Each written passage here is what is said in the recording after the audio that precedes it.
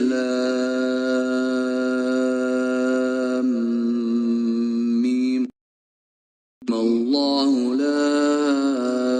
إله إلا هو الحي القيوم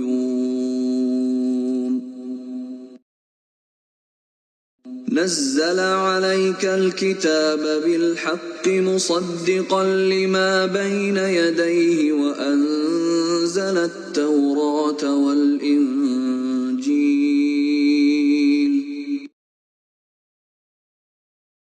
من